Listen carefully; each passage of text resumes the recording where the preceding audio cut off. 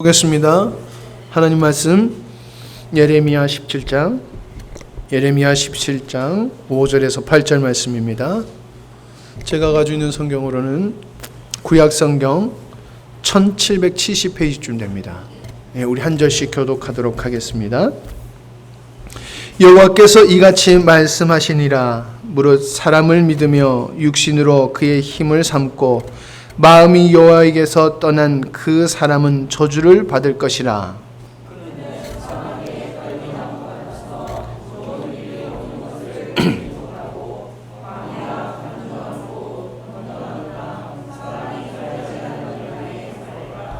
그러나 무릇 여호와를 의지하며 여호와를 의뢰하는 그 사람은 복을 받을 것이라.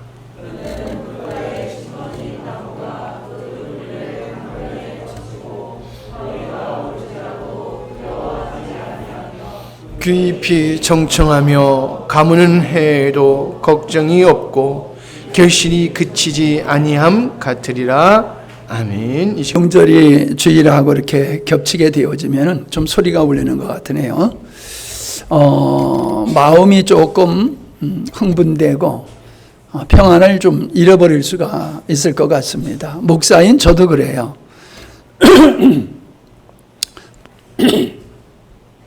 보통 때는 더 진지하게 말씀을 준비하고 전하게 되는데 명절 때가 되어지면은 뭔가 대충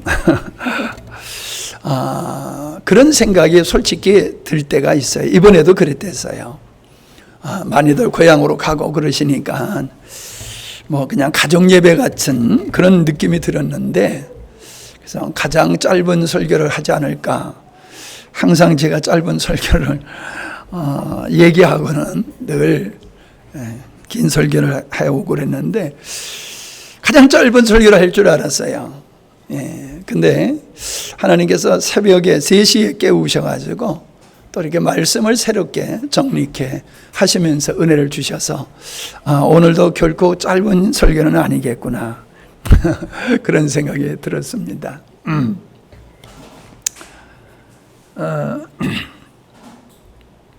서론으로 여러분에게 좀 고백을 해야 될 것 같아요. 그게 뭐냐 하면은, 여러분들은 저를 볼 때에 열등의식이 없는 것 같이 보일지 모르지만 제가 열등의식이 굉장히 강한 사람이에요. 제 부족함을 제가 알기 때문에 저는 늘 하나님 앞에 그런 기도를 써요. 하나님이 실수하신 것이 있는데 그게 바로 저를 목사로 삼으신 겁니다. 그게 하나님을 향한 제 마음이었어요. 왜 하나님 목사의 직을 감당하는 데에 적절치 않는 저를 왜 선택하셔서 목사로 세우셨습니까? 늘 그런 마음을 가지고 살았어요. 그만큼 부담스러웠다는 것이지요. 근데 오늘 새벽에 주님이 깨우셔서 저에게 주님께서 은혜를 주시는 게 그거예요. 내가 너를 왜 부족한 너를 선택했는 줄 아니? 네가 부족하기 때문에 선택했어 하시는 거예요. 부족했기 때문에 선택하셨다는 게 저에게 어떻게 은혜가 됐냐 하면은, 이렇게 주변의 사람들 보면은 참 재능 있고 유능한 분들 참 많아요. 그런 분들 보면 부럽고 기가 죽어요, 제가. 그런데 오늘 아침에 새벽에 주님께서 저에게 주신 은혜는 뭐냐 하면은, 네가 부족하기 때문에 너 자랑할 거 없잖아. 그래서 너는 나만 의지하고 있지 않냐. 네가 부족하기 때문에 너는 나만 의지하고 있지 않느냐. 그래서 내 잘남을 얘기하지 아니하고 오직 내 말만을 전하려고 너는 힘쓰고 있지 않느냐. 그게 아멘이 되더라고요. 그래, 하나님 맞네요. 제가 부족하기 때문에 제가 저의 어떤 잘남을 설교 시간에 이렇게 표현할 수가 없어요. 그러니까 제가 주님만을 의지하게 되니까는 주님 말씀만 전하게 하시는데 그게 주님이 원하시는 것이다. 아멘이 안 되시나 왜요? 제가 평생의 문제 해결을 고백을 하는데 여러분은 감동을 안 받으시네요. 하나님의 지혜는 이렇구나. 하나님은 사람의 말을 이 강대상에서 전하기를 원하고 사람의 말로 사람을 감동시키는 그러한 스피치가 아니라 어두운 입술에 하나님의 말씀만 담아서 그 하나님의 말씀만 전하게 하시는 것이 하나님의 지혜여셨구나, 그런 생각이 들면서 참으로 처음으로 제가 하나님 앞에 저의 부족함을 감사하면서 부족한 저를 목사로 선택하시고 지금까지 저와 함께 하신 그 하나님을 정말로 마음속에서 감사하고 찬양하게 되었습니다. 그러므로 여러분은 제가 말에 어눌하고 부족함이 있다 할지라도 그걸 보지 마시고 목사의 말을 보지 마시고 이 부족한 입술을 통해서 말씀하시는 그 하나님의 말씀, 증거되어지는 하나님의 말씀 앞에 여러분이 집중하시기를 바랍니다. 아멘? 오늘도 그거예요. 오늘도 하나님께서는 저를 통하여 여러분에게 주시는 하나님의 음성을 듣는 시간이 되기를 바랍니다. 나무는, 식물은 어떤 땅에 심기느냐에 달려서 거목이 될 수가 있기도 하고 땔감이 될 수밖에 없기도 합니다. 내가 종종 이 말씀을 하지요. 올라올 때 왼쪽에 보면 은행나무가 하나 보여요. 그 은행나무는 이 주차장에 있는 것이나 이 위에 있는 은행나무하고 같이 심겨온 거거든요. 이 위에 있는 나무들은 굉장히 큰 나무들이 됐습니다. 근데 그 나무는요, 아직도 변변치 않는 나무로 머물러 있어요. 똑같은 시기에 똑같은 모양의 나무를 심었는데 그렇게 차이가 있어요. 왜냐하면 그 땅은 아주 딱딱한 척박한 땅이기 때문에 그렇습니다. 이쪽 위의 땅들은 땅을 밀어가지고 복토를 한 땅이기 때문에 이 논흙이에요, 논흙. 그래서 부들부들하고 영양가가 많은 땅들이거든요. 거기다 심은 나무들은 큰 거목이 됐어요. 근데 거기는 깎아낸 자리예요. 깎아낸 자리에다가 심었기 때문에 진짜 자갈밖에 없는 그런 땅이거든요. 그러니까 잘 자라지 않고 있어요. 품종이 좋은 것을 갖다 심는다 할지라도 땅이 어떤 땅이냐에 따라서 달라진다는 거 우리 농사 짓기 때문에 너무나도 그걸 잘 알고 있습니다. 근데 인생도 그렇다는 거예요. 인생도 태어날 때는 똑같이 좋은 품종과 같은 사람이에요. 그런데 어느 가정 토양에 심겨드냐, 어느 가정, 그 가정이 박토인 가정이냐 아니면은 옥토와 같은 가정이냐에 따라서 아이들이 달라지는 거예요. 인격이 달라지고 삶이 달라지고 달라지는 거예요.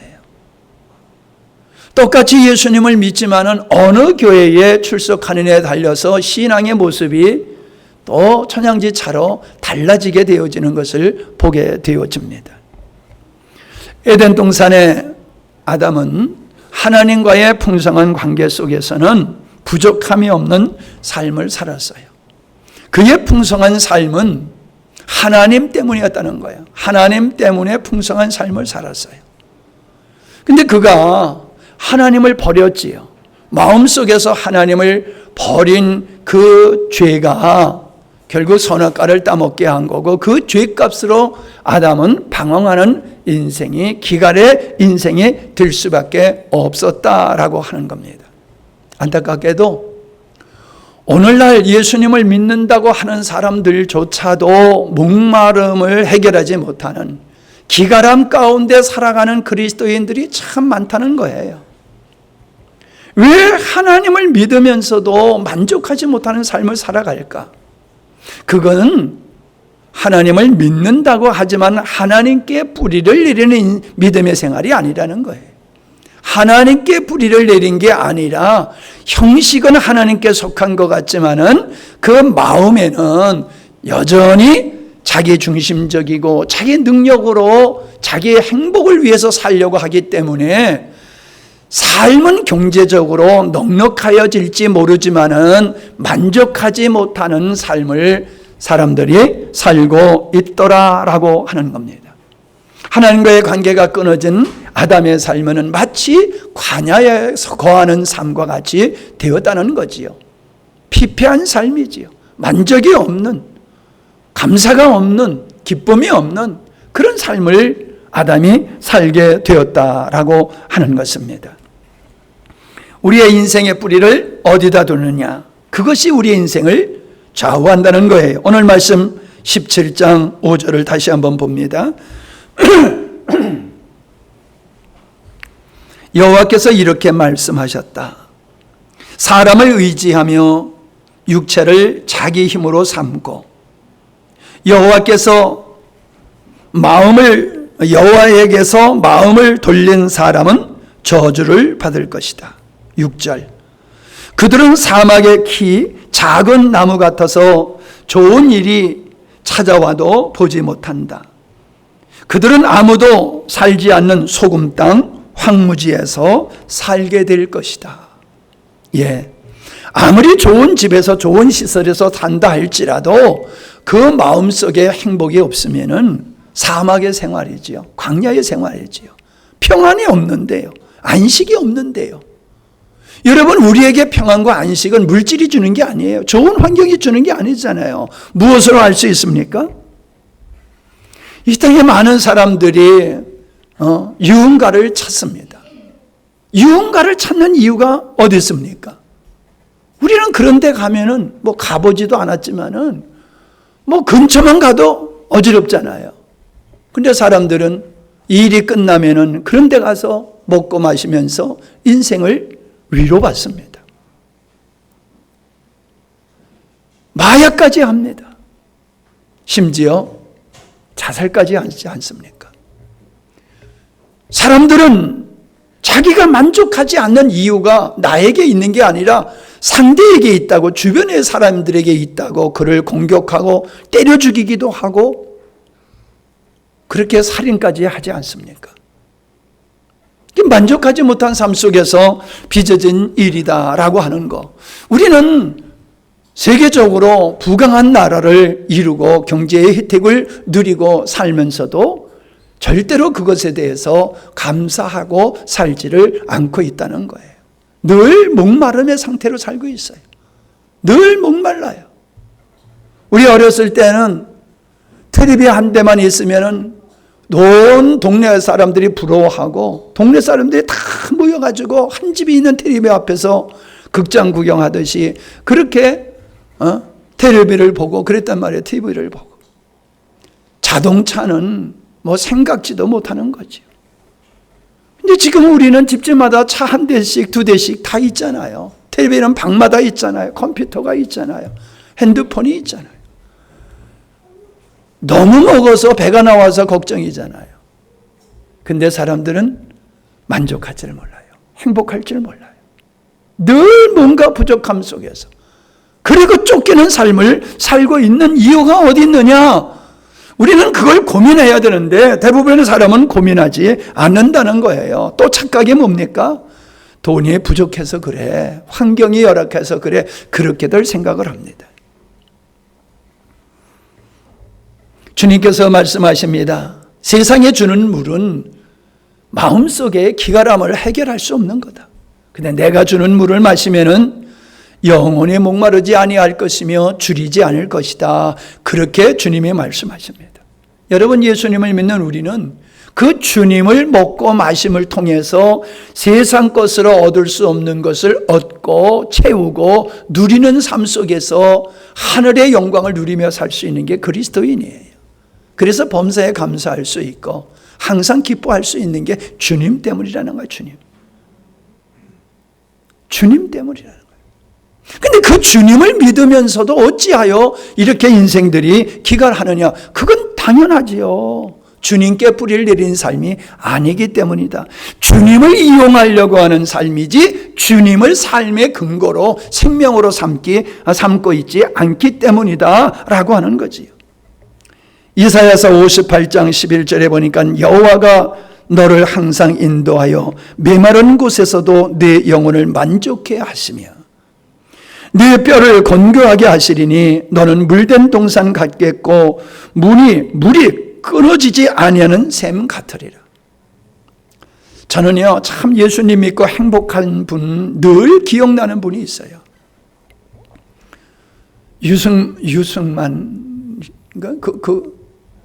유승만 권사님이 맞나요?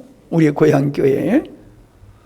이분은 얼마나 가난하냐 하면은 움막집에서 살았어요. 진짜 땅을 파고요, 지붕을 그냥 나무가지를 이렇게 덮어가지고 움막 그냥 땅을 파고 토굴에서 사셨어요. 그 부인은 말을 하지 못하시는 분이었어요. 배우지도 못했고 돈도 없고, 그래서 남의 집 과수원 집에 가서 과수원을 돌보는데 그것도 토굴을 파고 그 가운데 사셨어요. 내 평생 그분같이 가난한 분 못 봤어요. 근데요, 이분이 예배 드릴 때에 나와가지고 특성을 하면요 얼마나 기쁘고 행복하게 찬송을 부르는지 몰라요. 그분이 찬송을 하면요 그냥 얼굴에 웃음이 가득하고 춤을 그냥 등실등실 추시면서 찬송을 하세요. 감사할 수 있는 게 내가 봤을 때는 없어요. 아니 생각해 보세요. 땅을 파고 그 토굴에서 사시는 분이 뭐 삶이 오죽하겠습니까? 근데 그분은 주일날이면 가장 일찍 오세요. 그래서 교회에 구석구석을 다니면서 손볼거를 손보시고 청소를 하시고 그 예배 준비를 하시고, 근데 그분 자녀들이 잘 커가지고 지금은 뭐 이제 교제를 하지 않기 때문에 뭐 어떻게 사시는지는 모르겠지만 뭐 거의 돌아가실 연세가 되셨을 텐데, 참 저는 그분이 떠나질 않아요. 제 머리에서 그분이 떠나지 않아요. 그분이 찬송했던 그 모습이 떠나지 않아요. 그 주님 한 분 때문에 그렇게 기뻐하고 즐거워하는 그분, 나는 그분의 모습을 보면서 참 신앙의 모습이 저거다. 오늘 말씀에 뭐라 그랬어요? 메마른 곳에서도 네 영혼을 만족하게 하시며 네 뼈를 견고하게 하시리니 너는 물된 동산 같겠고 물이 끊어지지 아니한 샘 같으리라. 저는 그분의 삶이 바로 이러한 것이라고 생각이 되어집니다. 주님은 이렇게 말씀하셨지요. 내가 온 것은 양으로 생명을 얻게 하고 더 풍성히 얻게 하려 함이라 그러셨습니다. 결코 예수 믿는 사람의 삶은 기갈한 삶이 아니라는 거예요. 풍성한 삶이라는 거예요. 다시 말하면 돈 많은 부유한 삶을 말씀하고 있는 게 아니에요. 조금 전에 얘기한 그 권사님과 같이 열악한 환경 속에서도 그렇게 기뻐하고 즐거워할 수 있는 삶을 살게 되는 것이 우리 주님을 주님께 뿌리를 내리고 산 사람의 모습이다라고 하는 거예요. 그런데 하나님께서는 에레미야를 통해서 하신 말씀은 하나님을 잘 예배하는 그들을 향해서 너희들은 나를 떠났다, 나를 버렸다라고 말씀하고 있다는 것입니다. 그들은 외모나 형식상으로 보면은 안식일을 잘 지켰고 11조를 드렸고 절기를 철저하게 드렸고 그들은 하나님 앞에서 흠이 없는 삶을 살았다고 자부심을 갖는 그들이었다는 말입니다. 근데 그들을 가리켜서 우리 주님께서 하시는 말씀이 뭡니까? 마음이 하나님께 떠났다는 거예요. 그래서 어떻게 됐다는 겁니까? 육체가 되었다는 거지요. 사람을 의지하며 육신의 것을 힘으로 삼는 게 이게 바로 하나님을 떠난 자의 모습이야. 이게 육체가 된 사람의 모습이야 라고 말씀하고 있다는 겁니다. 여러분 어떻습니까? 여러분이 믿음의 생활을 하면서 세상의 지식, 권세 등등 그 어떠한 것을 힘으로 삼고 여러분이 산다라고 하면은 여러분은 육체의 삶을 살고 있는 것이라는 거예요. 안정된 직장 때문에 여러분의 평화를 누리는 겁니까? 아니면 주님 때문에 평화를 누리시는 겁니까?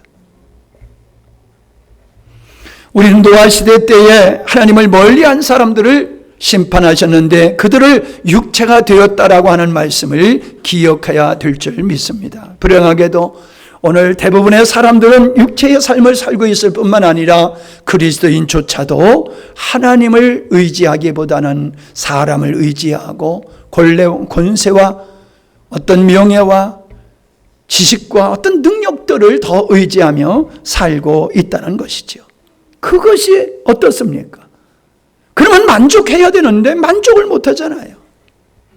주님을 만난 사람, 주님을 모신 사람은 그 주님 한 분만으로 만족하는데 세상의 많은 것들을 누리고 살면서도 만족하지 못하잖아요. 그리스도인이라는 어떤 사람입니까? 자신을 신뢰하지 아니하고 오직 주님만 의지하는 사람이다라고 하는 것입니다.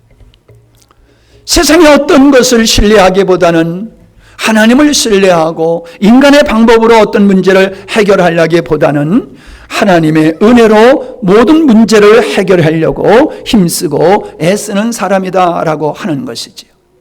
우리의 지식, 인간의 경험, 경제적인 능력, 과학, 이성, 어떤 의원, 이런 것들은 우리 삶 속에 다 필요한 겁니다. 그러나 이런 것들이 우리의 문제를 다 해결해 줄 수 있다고 착각하는 게 문제라는 거예요. 우리 병원 가야 됩니다. 믿습니다 하고 병원 안 가는 건 믿음이 아니에요. 하나님은 의술을 통해서도 우리의 질병을 치료하시기도 하시잖아요. 근데 오늘날 문제는 뭡니까? 하나님께 기도하기보다는 병원을 더 찾아가고 하나님보다 의사들을 더 신뢰하는 데에 문제가 있다라고 하는 겁니다. 우리가 가지고 있는 지식이 얼마나 되겠습니까? 우리가 세상의 모든 것을 놓고 본다고 하면 우리가 알고 있는 지식은 너무나도 작은 지식인데 그게 전부인 줄 착각하고 그것을 신뢰하면서 교만하게 살고 있지를 않느냐라고 하는 겁니다. 우리의 이성이 얼마나 연약한지는 인간이 당하는 어려움 앞에서 여실히 드러나잖아요. 이번에 태풍이 온다고 그래가지고 얼마나 전국이 긴장하고 한 번도 경험해보지 못한 태풍이 온다고 했을 때에 인간이 할 수 있는 게 뭐가 있어요? 아무것도 없잖아요. 대비한들 무슨 소용이 있겠어요? 그런데 할 수 있는 게 뭐예요? 하나님 지켜주세요. 하나님 지켜주세요. 그렇게 기도하면서도 방법이 생각이 안 나. 근데 하나님께서 태풍이 지나가긴 하셨지만 물론 포항 지역에 아픈 일들이 상처가 생겼지만은 그러나 전국적으로 보면은 보통 태풍보다도 경미하게 휙 지나버리고 말았다는 거예요. 상상할 수 없는 일들이 벌어졌어요. 효원이네 그 사과 다 떨어질까봐 얼마나 애간장에 탔는지 아마 모를 거야. 1년 농사인데 저거. 참. 근데 하나님께서 너무나도 쉽게 지나가게 하셨어요. 우리는 답이 없었어요. 뭘 느낍니까? 다행이다라고 끝나는 게 아니에요. 이런 걸 보면서 인간이 이성과 능력이라고 하는 게 무슨 의미가 있냐는 거예요. 태풍을 앞에서도 꼼짝 못하는. 지난주에 나눴던 빌립보서 3장의 말씀 7절 그러나 나는 이전에 나에게 이루었던 것들을 이제는 그리스도 때문에 다 해로운 것으로 여기게 되었습니다. 이처럼 내가 이전의 모든 것들을 다 해로운 것으로 여기는 까닭은 참으로 내 주 그리스도 예수를 아는 지식이 가장 고상하고 가치 있기 때문입니다.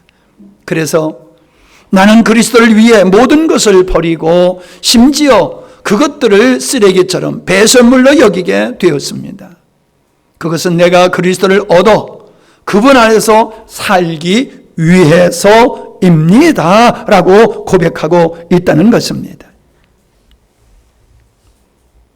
여러분, 아직까지도 우리가 배설물로 여겨야 할 쓰레기로 여겨야 될 것을 그걸 힘으로 삼고 있다라고 하면 참으로 어리석은 인생을 사는 겁니다.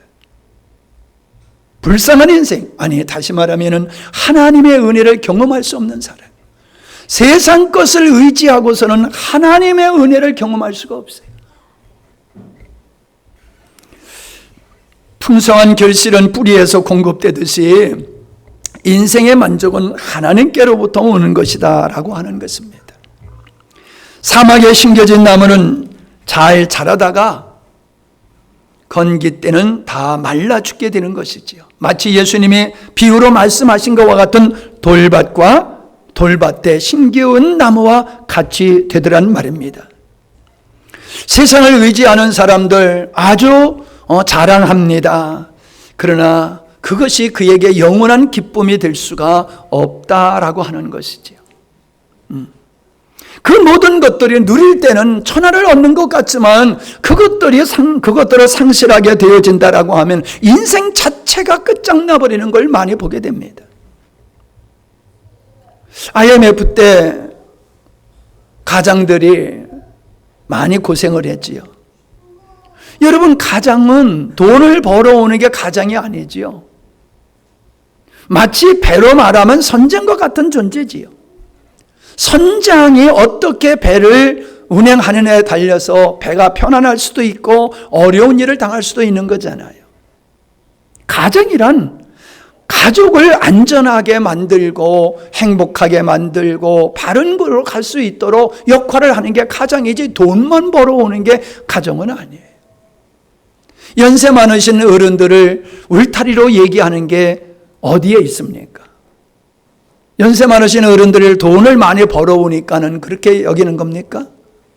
그분이 정신적으로 가정을 지탱하여 주는 지주와 같기 때문에 그러는 것이에요.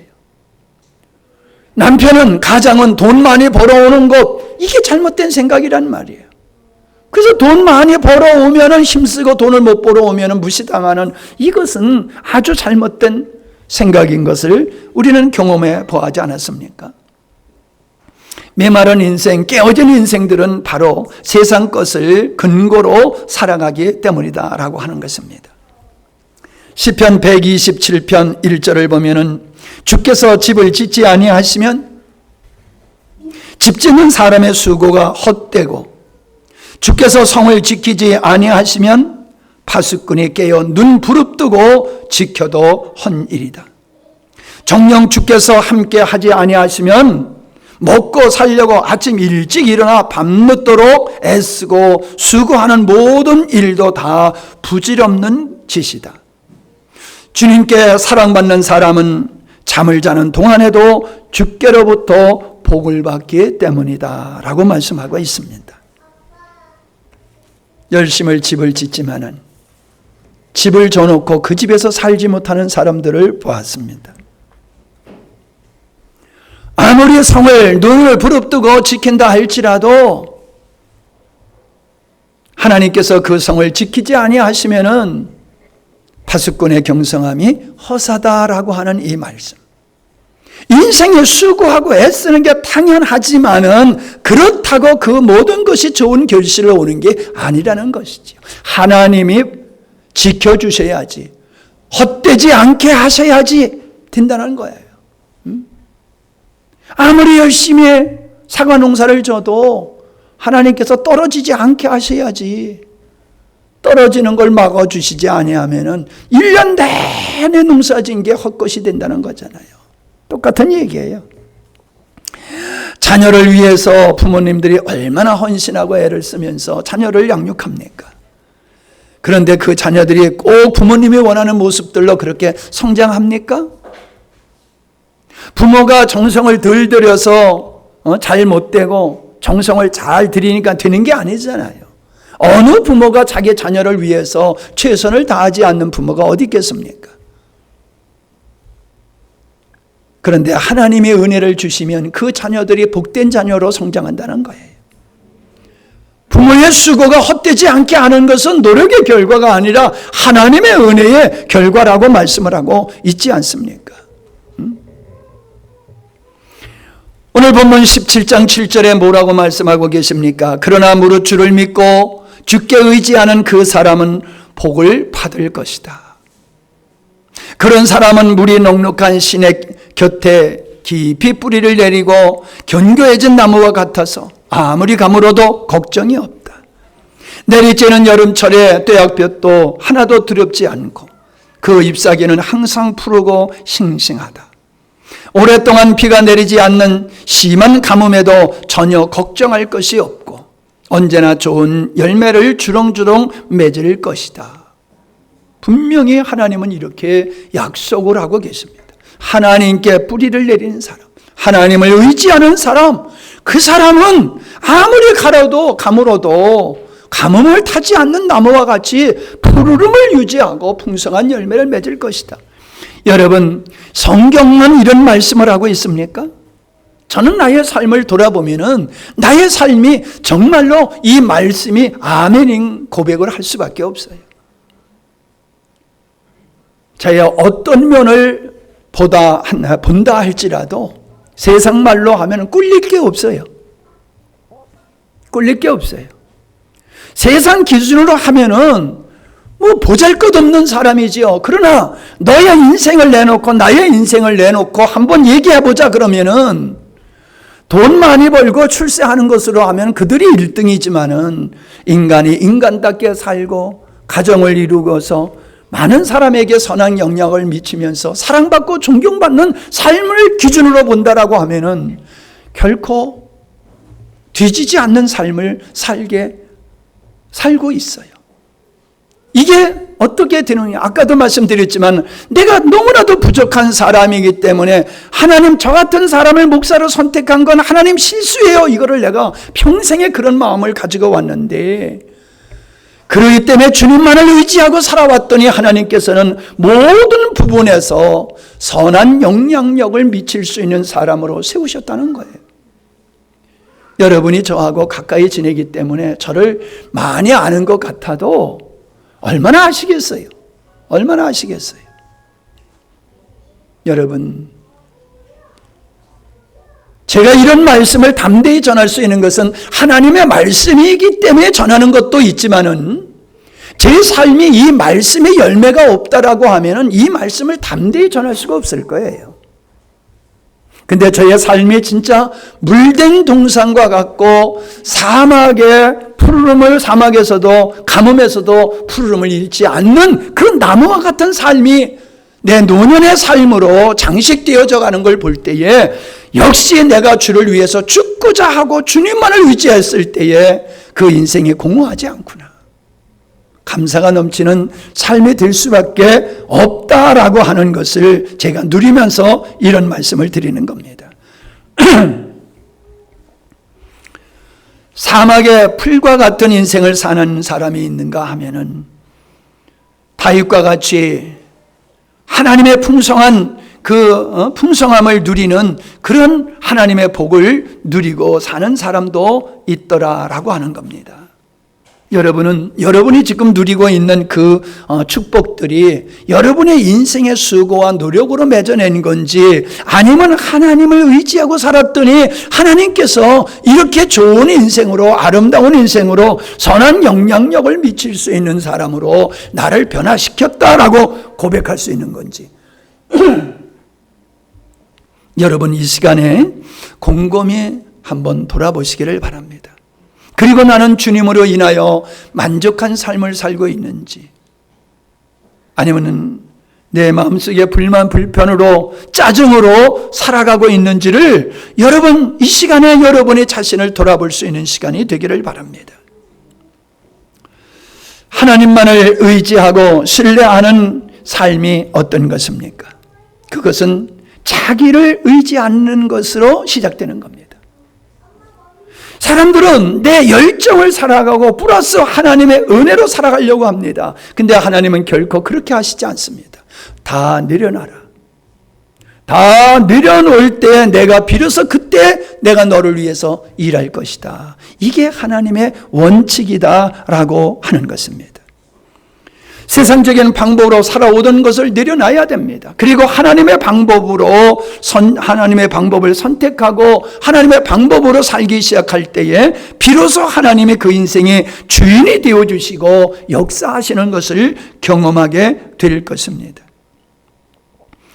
우리는 고린도후서 1장 8절에 형제들이여 우리는 여러분이 우리가 아시아 지방에서 겪은 환난에 대해 알아주셨으면 합니다.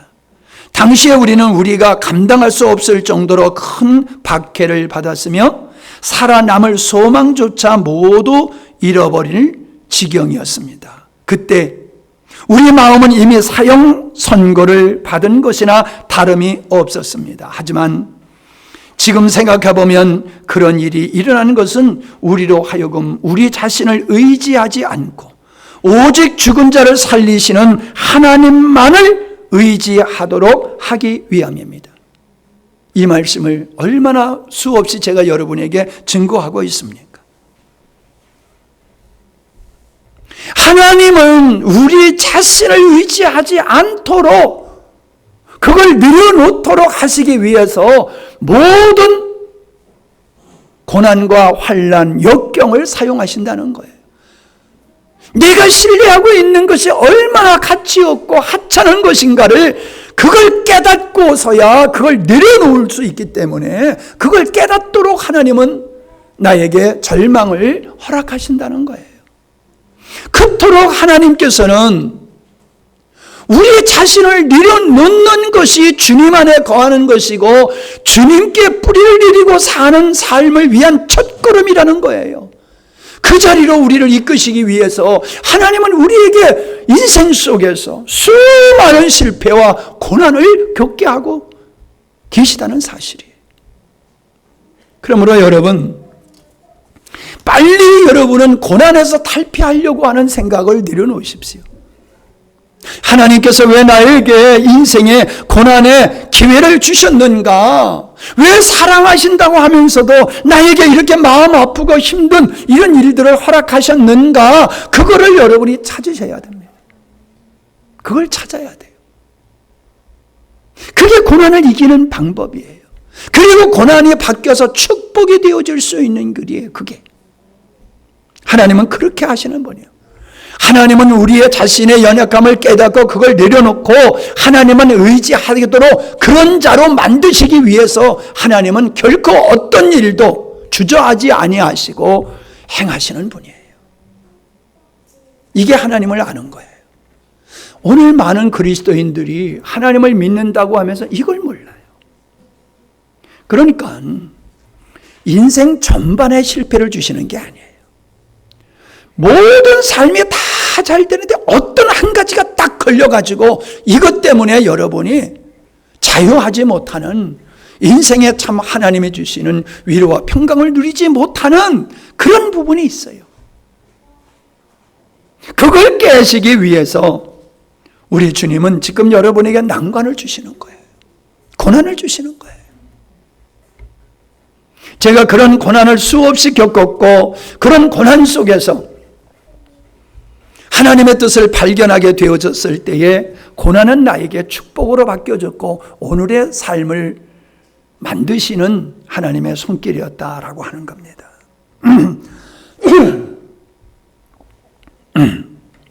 모세의 기도로 말미암아 아말렉과의 전쟁에서 승리하는 모습을 우리는 출애굽 여정에서 볼 수 있지 않습니까? 아말렉은 이스라엘 백성이 가는 길을 가로막고 나고자 된 자들을 죽이고 빼앗아가는 못된 짓을 했습니다. 그들이 이스라엘 백성들이 가는 길을 가로막았을 때에 그들과 전쟁은 필수적이었어요. 그런데 그 아말렉 족들은 약탈하면서 살던 사람이기 때문에 전쟁에 능한 사람들이에요. 근데 이스라엘 백성들은 그냥 노동자였어요. 노동자. 노동자와 약탈자, 약탈로 평생 사는 사람들하고 싸우면은 그게 뭐 누가 이기겠습니까? 그 승산은 뻔한 거지 않습니까? 그런데 달랐어요. 모세가 산에 올라가서 기도합니다. 여호수아는 젊은이들을 데리고 나가서 전쟁을 합니다. 그런데 모세가 손을 들고 기도하면은 이스라엘 백성들이 이기는 거예요. 손이 너무 아프니까 손을 내리게 되어지면 아말렉이 승리하는 거예요. 그러니까 아론과 우리 옆에서 보다가 모세가 손을 내리면 이게 안 되겠구나. 모세의 손이 내려오지 않도록 해야 되겠구나. 그래서 양쪽에서 받쳤단 말이에요. 받쳤어. 손이 내려오지 않도록. 그랬더니 하나님께서 이스라엘 백성들이 승리할 수 있도록 끝까지 역사하셔서 그 전쟁을 승리케 하셨잖아요. 여러분, 이러한 10가지의 애굽의 재앙이라든지 홍해의 역사라든지 이런 아말렉과의 전쟁 같은 경험을 통해서 어떤 마음이 생겨야 됐습니까? 하나님이 우리와 함께 하시면 문제가 없구나. 하나님이 우리와 함께 하시면 어떤 대적도 우리를 당할 자가 없구나. 하나님이 우리와 함께 하시면. 그러니까 나는 하나님을 떠나면 안 돼. 나는 하나님만 의지하면 내 인생은 보장되는 거야. 이런 마음을 갖는 게 당연하지 않습니까? 아멘? 근데 이스라엘 백성들은 어땠어요? 안 그랬다는 거예요. 이스라엘 백성들이 12명의 정탐꾼이 가나안을 정탐하고 돌아오는 부정적인 이야기 앞에 모든 백성들은 다 좌절과 낙담을 했다는 겁니다. 아니, 조금 전에 모세가 손들고 기도하면 이겼던 우리와 함께 하시는 그 하나님이, 이 아멜렉을 이기게 하신 그 하나님이 가나안 땅에 입성할 때 그분이 우리와 함께 하신다고 하면은 문제가 없을 거야. 왜 이 믿음을 못 갖습니까? 한 번도 경험하지 못한 것을 믿으려는 얘기가 아니잖아요. 얼마나 많은 수많은 경험을 했습니까? 하나님이 그들과 함께 하심으로 그들이 얼마나 많은 은혜를 입었으며 얼마나 많은 경험을 했습니까? 그러면 이제 믿음의 삶을 살아야 되는 거잖아요. 근데 그들은 여전히 도루묵이에요. 난간에 왔을 때 그들은 믿음으로 주님께 뿌리를 내리는 것이 아니라 자기 힘으로 저들을 이기려고 했고, 그게 불가능하다는 앞에서 좌절과 낙담과 부정적인 말을 통해서 그들은 거기서 다 죽게 됐잖아요. 하나님의 뜻은 이루어져요. 그들을 통해서 이루려고 하셨지만은 그들이 믿음으로 역사하지 않을 때 하나님은 그들을 제껴버리시고 그 후손들을 통해서 가나안 땅을 들어가게 하시고 하나님의 뜻을 이루게 하셨잖아요. 우리가 믿음으로 반응하면 하나님이 우리를 쓰십니다. 그래야 우리가 믿음으로 반응하지 아니하면 하나님은 우리를 제껴버리시고 믿음의 자녀들을 통해서 그 일을 이루실 거예요. 하나님께 뿌리를 내리는 게 얼마나 중요한지 모릅니다. 죽으면 죽으리라는 에스더의 기도를 여러분 결단을 잘 하실 겁니다. 하만의 계계로 이스라엘 백성, 바벨론에서 살고 있는 이스라엘 백성들이 다 살육을 당하게 된 형편에서 그가 왕이 부르지 않는데도 왕 앞에 나가는 결단을 하게 됩니다. 다행히 왕이 궁유를 여기면 살 수 있지만은 왕이 부르지 않는데도 왕비가 왕 앞에 나가는 것은 법도를 어기는 것으로서 죽임을 당할 수밖에 없는 거예요. 그러나 에스더는 왕의 부르기만을 기다릴 수가 없는 거예요. 민족이 지금 도륙을 당하고 있는 상황 속에서 때를 기다리고 있을 수 있는 게 아니에요. 그래서 그는 죽음을 각오하고 목숨을 내놓고 기도하고 금식하고 기도하고 왕 앞에 나가게 되잖아요. 그때에 왕이 에스더가 그렇게 마음을 먹고 오려고 할 그 전날에 잠을 자는데 오늘 새벽에 3시에 깨우셔서 은혜를 주시던 그 하나님이 왕의 잠을 오지 않게 한 거예요. 잠이 안 오니까는 심심하니까는 왕의 일기를 읽게 한 거예요, 신하가. 근데 쫙 펴서 읽는 것이 어느 때요? 모르드게가 보초를 쓰고 있는데 왕을 죽이려고 하는 모의를 하는 걸 들은 거예요. 그래서 그거를 고발을 했어요. 그래가지고 왕이 살해될 그런 위기를 모면하게 된 걸 그걸 왕의 일기에 써놓은 거예요. 그러니까 왕이 그걸 듣다가 야, 그런 일이 있었느냐? 그러면 그 모르드게에게 상을 준 일이 있냐? 그러니까 상을 준 일이 없대. 야, 말도 안 된다. 그에게 상을 줘야 되겠다. 이런 마음을 먹고 있는데 에스더가 오니까는 너무너무 사랑스럽고 이쁜 거예요. 그래서 너에게 소원이 뭐냐? 네 소원이 뭐냐? 내가 다 들어주마. 그래가지고 결국 민족을 구원하는 역사가 이루어지지 않았습니까? 여러분, 하나님의 일은요, 이런 거예요.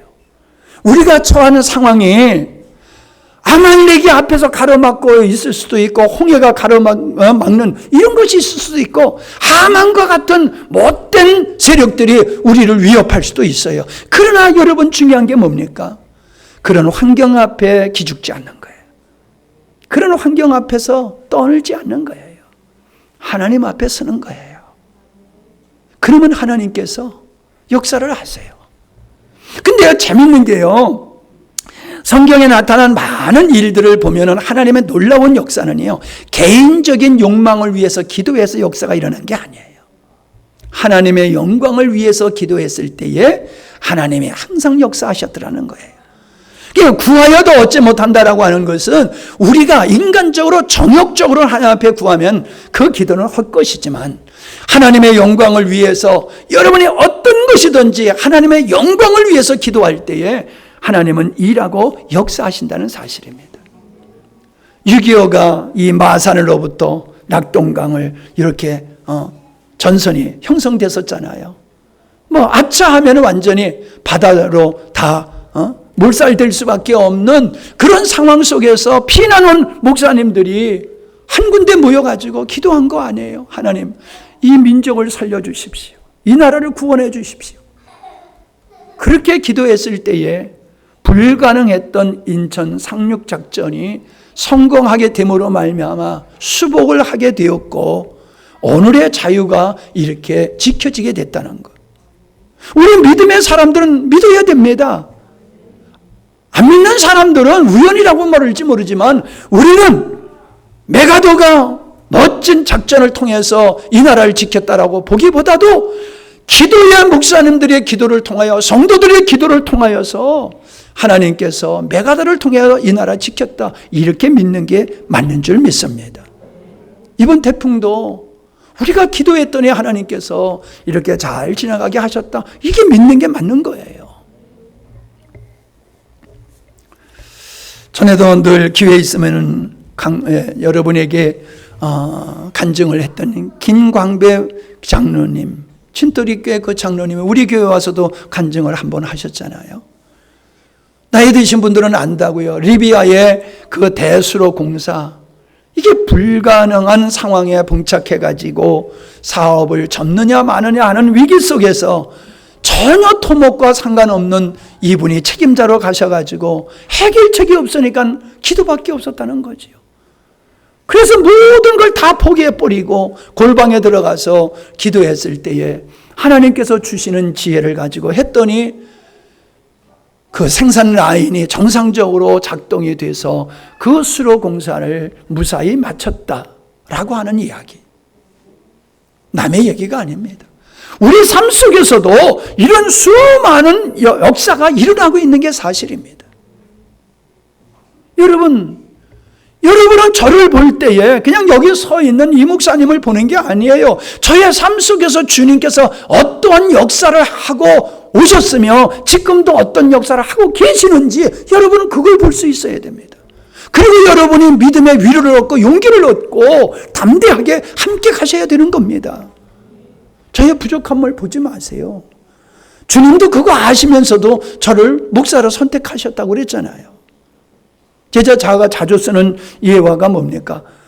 손가락을 보지 말고 손가락 끝이 가리키는 방향을 보라고요. 그게 정상이라는 거예요. 저의 설교를 듣고 머물러면 안 돼요. 목사님 설교 아니에요. 목사님을 통하여 하나님께서 여러분에게 말씀하고 있는 거예요. 그 말씀을 들어야 돼요. 아멘? 목사님 말씀으로 들으면 안 돼요.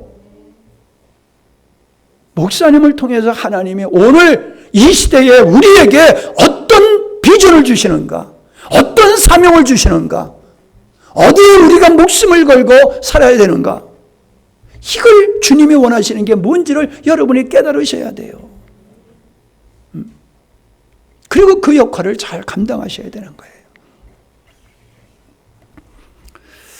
우리는 하나님의 말씀을 떠나서는 주님께 뿌리를 내리는 삶이 될 수가 없어요. 하나님의 말씀에 근거해서 사는 삶이 하나님을 의지하는 삶이고 주님께 뿌리를 내리고 사는 삶이에요. 오늘 말씀과 너무나도 비슷한 말씀인데 시편 1편 잘 아는 말씀이지요. 복 있는 사람은 악한 사람의 꾀를 따르지 아니하고 주인들의 길에 들어서지 아니하며 하나님을 비웃는 거만한 사람들과 자리를 함께하지 않으며 오직 주의 교훈을 즐거워하면서 그 교훈을 밤낮으로 읊조리며 깊이 생각하는 사람이다. 어떤 사람이 하나님의 은혜를 입는 사람이요? 어떤 사람이 그 시냇가에 심은 나무가 철을 따라 열매를 풍성히 맺고 그 잎사귀가 조금도 시들지 않는 것처럼 하는 모든 일에 형통함의 은혜를 입을 수 있는 사람이 어떤 사람이냐? 바로 하나님께 뿌리를 내린 사람이다. 그 사람이 어떤 사람이냐? 하나님의 말씀을 늘 주야로 읊조리며 깊이 묵상하는 사람이다 라고 말씀하고 있어요. 여러분, 교회 생활을, 믿음의 생활을 오래 했다고 신앙 좋은 게 아닙니다. 세상 얘기는 한도 끝도 없이 잘 하면서도 하나님 말씀 얘기하면 입이 딱 닫히는 사람이 있어요. 세상 얘기는 옛날 얘기를 어제 얘기를 같이 촤촤촤촤 하면서 하나님 말씀 얘기하면 난 다 잊어버렸어. 아니 지난주에 한 설교도 다 잊어버렸어. 그 옛날 거는 다 기억하면서 이러면 안 되는 거예요. 여러분, 하나님의 말씀은 한 번 들어가지고 이게 살과 피가 되는 게 아닙니다.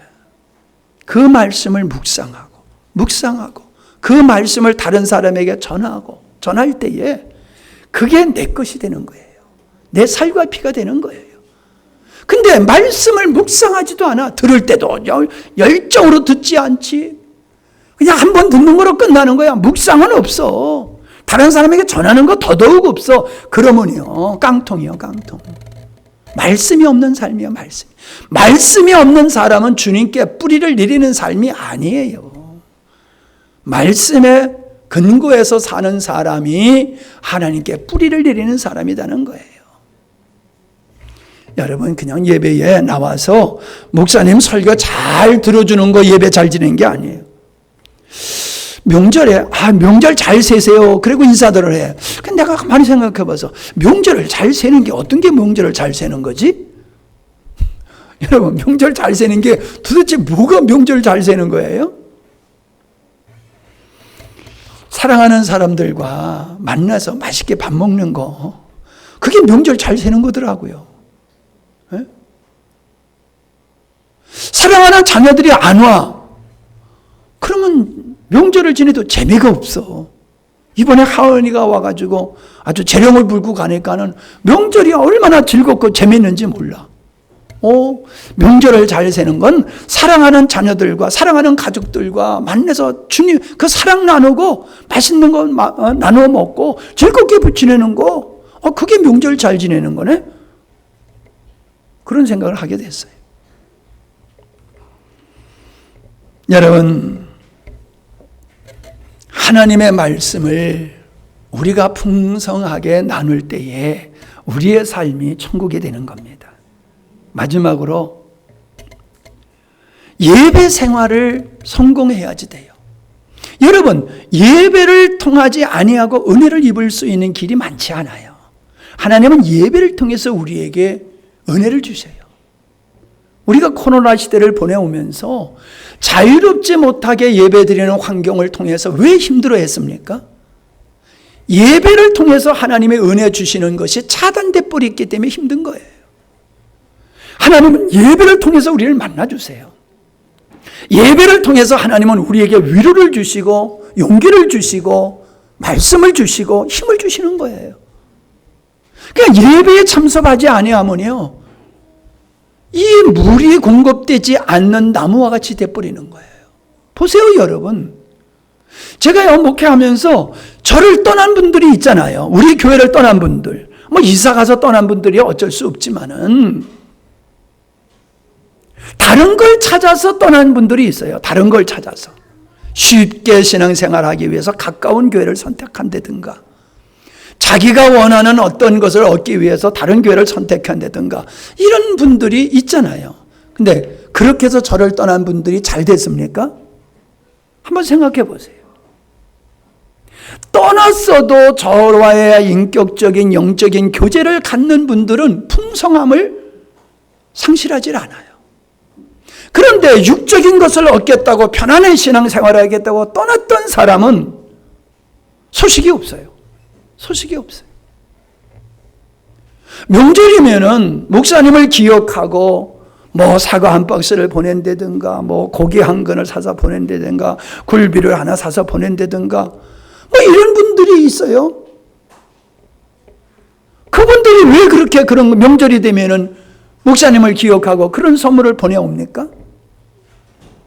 목사님을 통해서 하나님을 만나게 됐고 복음을 알게 됐고 이것이 나의 삶을 승리하게 되는 근본임을 그들이 알고 누리고 있기 때문에 떨어져 있어도 관계를 끊을 수 없는 관계를 가지면서 살고 있더란 말이에요. 근데 육신을 쫓아서 살아가는 사람은 뭐 같이 모였을 때는 죽을 거 살등 뭐 아주 그냥 그러다가 떠나면 그냥 깜깜무소식이야.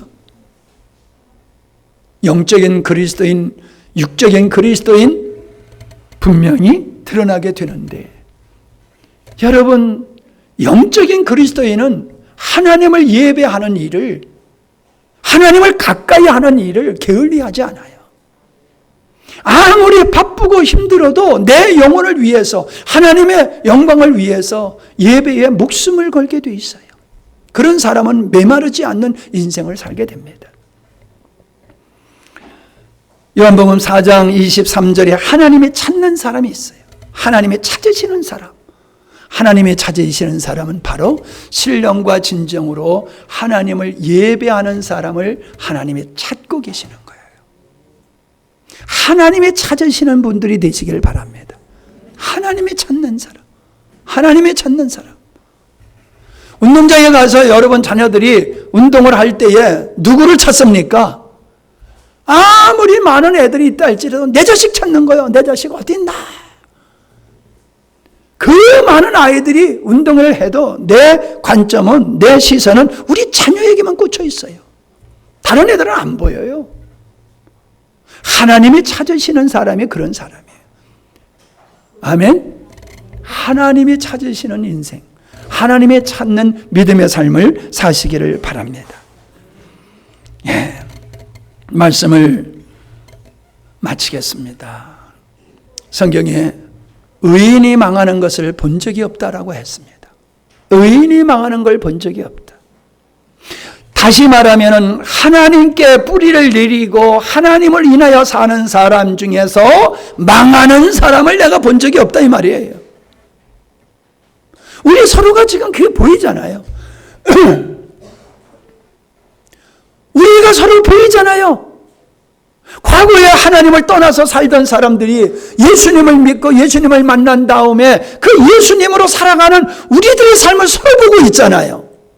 어떻습니까? 서로 봤을 때에 점점 아름다운 삶, 아름다운 가정으로 발전하고 있잖아요. 그런데 발전하지 않는 가정이 보이잖아요.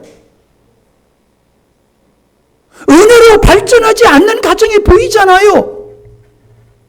그 가정은 어떤 가정이에요? 역시 하나님께 뿌리를 내지 아니하고 몸만 예배당에 와 있지 마음은 세상에 뿌리를 내리고 사는 사람은 변화가 없어요. 사람이 변화되지 않는 것은 하나님의 능력이 없어서가 아니라 뿌리를 하나님께 두지 않았기 때문이에요. 여러분 개인과 여러분 가정과 우리 교회가 온전히 주님께 뿌리를 내리는 삶이 되시기를 바랍니다. 그러면 하나님의 영광이 우리 가운데 지금보다도 더욱 넘치도록 임할 줄로 믿습니다. 감사합니다. 주님, 우리 인생을 통해서도 사람과 육체를 신뢰하며 사는 사람의 결과와 또 하나님만 의지하고 하나님께 뿌리를 내리고 사는 사람의 결말을 우리는 보고 있습니다. 우리가 지혜로운 믿음의 사람이 되어서 우리가 오직 하나님을 신뢰하고 하나님을 의지하며 그 하나님으로 살아가는 우리가 되게 하여 주시옵소서. 지금도 그렇게 살고 있지만은 보다도 온전한 모습으로 주님 의지하며 사는 우리들이 되어서 하나님의 의를 이뤄낼 수 있는 개인과 가정과 교회가 되게 주시옵소서. 예수님의 이름으로 우리가 어떤 일을 하든지 예수님의 이름으로 행하게 하시고 주님의 영광을 누리게 하여 주시옵소서. 11조 드렸습니다.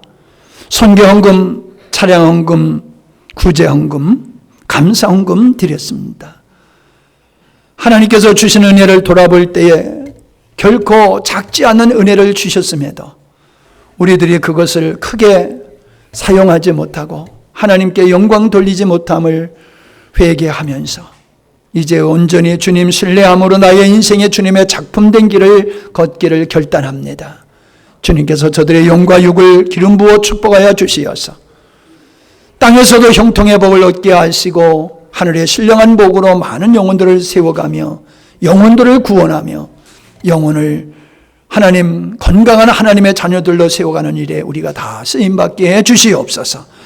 남은 명절도 사랑하는 가족들과 이웃들과 은혜로운 시간을 보내며 덕을 끼치는 귀한 시간들이 되게 하시옵소서. 귀한 사랑들을 감사드립니다. 예수님의 이름으로 기도하옵나이다. 아멘.